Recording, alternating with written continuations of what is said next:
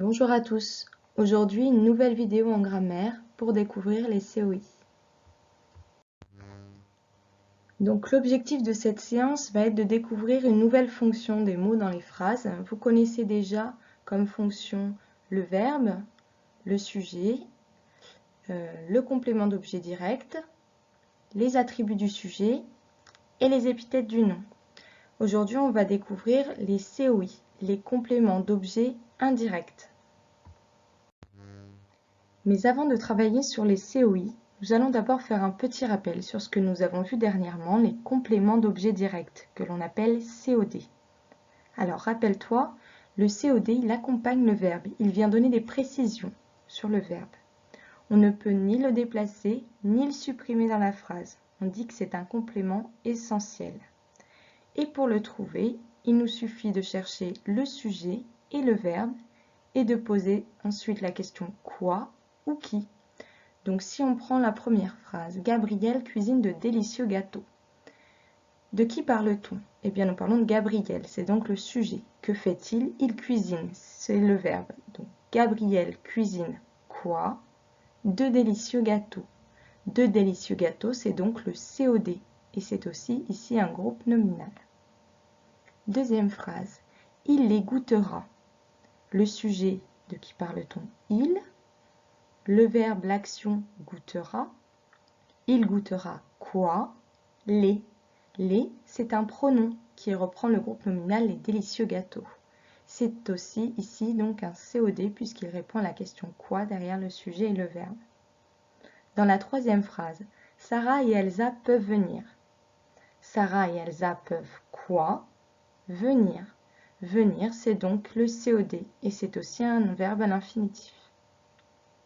Dernière phrase, avez-vous appelé qui?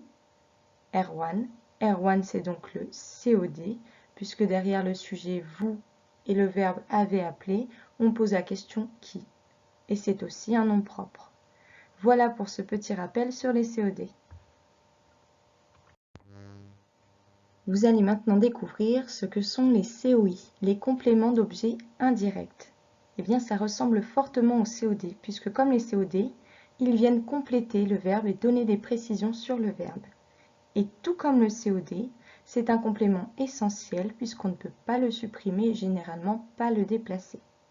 Si l'on prend l'exemple, Maël assiste à la projection d'un film en 3D. Ici, le COI, en violet, à la projection d'un film en 3D, ne peut ni être supprimé, puisque si je le supprimais, ça donnerait Maël assiste, et ça ne veut rien dire, ni déplacé, puisque si je le déplaçais, à la projection d'un film en 3D, Maël assiste, cela n'est pas correct en français. Donc, un COI, comme le COD, complète le verbe et ne peut être ni supprimé et généralement pas déplacé. Alors finalement, ce qui différencie le COD du COI, c'est que le COI est souvent introduit par un petit mot qu'on appelle une préposition, par un article. Et souvent, ce petit mot, c'est à ou de. Ça peut aussi être au, des, du. Pour trouver le COI, on ne pose donc pas seulement la question qui ou quoi, mais on va poser l'une de ces quatre questions, à qui, à quoi, de qui ou de quoi, après le verbe. Prenons l'exemple. Noé téléphone à sa cousine. Ici, si je prends le verbe téléphone et que je pose derrière la question à qui, à quoi, de quoi, je trouve le COI. Noé téléphone à qui? À sa cousine. À sa cousine, c'est donc le COI. Et là, vous voyez bien qu'il est introduit par un petit mot, le A avec accent, qui est une préposition. Tout comme le COD, le COI peut être un nom propre, un groupe nominal, un pronom ou un infinitif. Si l'on prend ces quatre phrases, on va mieux comprendre. J'ai raconté à Donovan une histoire drôle. Je cherche le verbe dans ma phrase et raconter, puis je pose l'une des fameuses quatre questions. Ici, à qui? J'ai donc raconté à qui? À Donovan. À Donovan, ici, c'est le COI. Et Donovan étant un prénom, c'est un nom propre. Dans la deuxième phrase, vous avez parlé de sa grande sœur. Je recherche le verbe, avait parlé, et je pose la question. Vous avez parlé de qui? de sa grande sœur. De sa grande sœur, ici c'est un groupe nominal. Troisième phrase. Meryl pense aux vacances. Elle y pense. Meryl pense à quoi? Aux vacances. Aux vacances, c'est donc un premier COI. Et dans la deuxième phrase, elle y pense. Elle pense à quoi? À i.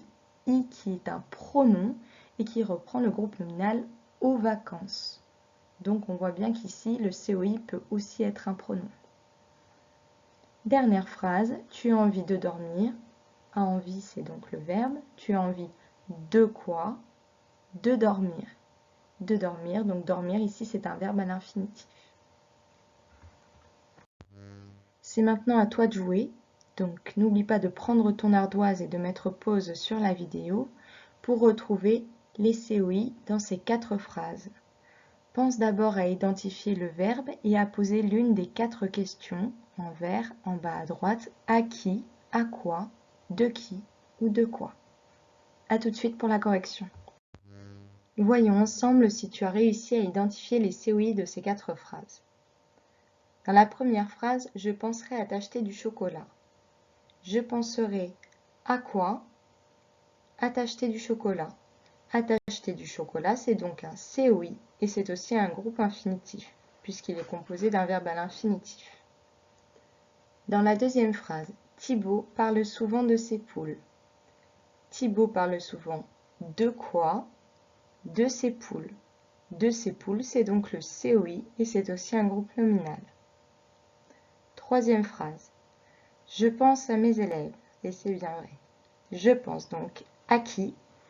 À mes élèves. À mes élèves, c'est le COI et c'est un groupe nominal. Dernière phrase, c'est la chambre de Nina. C'est la chambre de qui? De Nina. De Nina, c'est donc le COI et c'est ici un nom propre. Cette vidéo est maintenant terminée. J'espère que cela t'a aidé à mieux comprendre ce que sont les COI. Il ne te reste plus qu'à lire ta leçon, la coller dans ton petit cahier de leçons de français et t'entraîner sur ton cahier du jour avec le petit exercice dans le plan de travail. Je te dis à bientôt et bon courage.